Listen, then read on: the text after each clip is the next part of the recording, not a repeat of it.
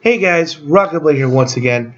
Um, again, like with on the unfortunate passing of Muhammad Ali's death, which by the way, damn, just sucks. China, Prince, and now the greatest of all time. This 2016 blows this year in terms of celebrity deaths. Jeez, it just sucks. And I just hope this stops and no one else dies, please. It's been a depressing year so far. We lost three great legends. Let's not lose any. Let's hope we won't lose anymore. That being said, hopefully let's move on to some more positive news. That being, if you're a Brock Lesnar fan, guess what? Brock Lesnar is going to return to UFC for I believe for a one contract fight, and it's been confirmed by UFC.com and also confirmed by UFC and they did a promo on the pay-per-view that was put on the Luke Rockhold Bisping 2 fight that Brock Lesnar will be returning.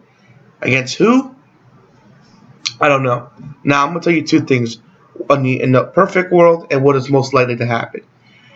What is most likely to happen will probably be Frank Mir, because Frank Mir, believe it or not, as bad as he got pounded on UFC 100, which, by the way, I was there live, mind you. This is before I converted my, changed the YouTube channel to what it is now. I was there live, and yeah, he took a bad pounding. I mean, Jesus, like hamburger meat pounding, and that dude wants to fight him again to avenge that loss. You, sir, Frank Mir, if you're someone watching this, have more balls than me. You are a man's man, because I will go nowhere near that guy, especially if he fucks me up like that. No way. You are a brave man, my friend.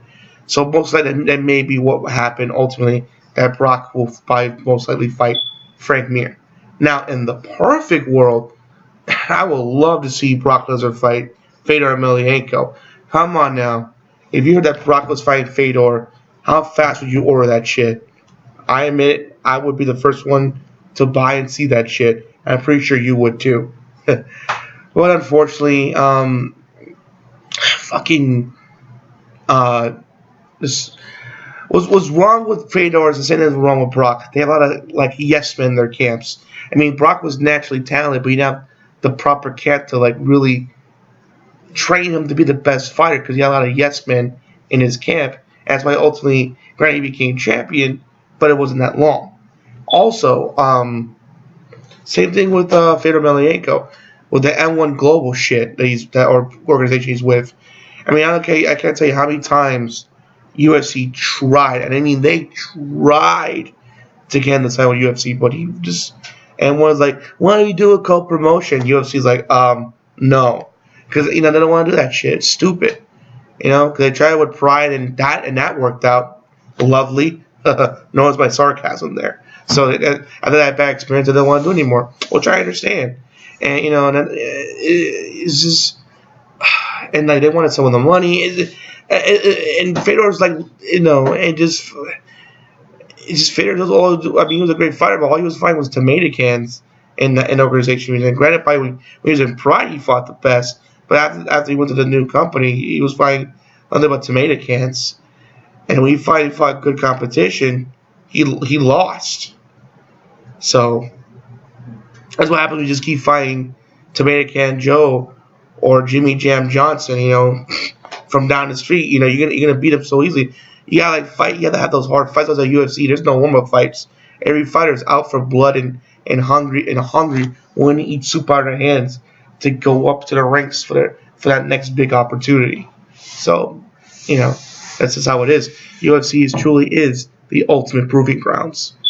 And speaking of ultimate proving grounds, just get off topic a little bit.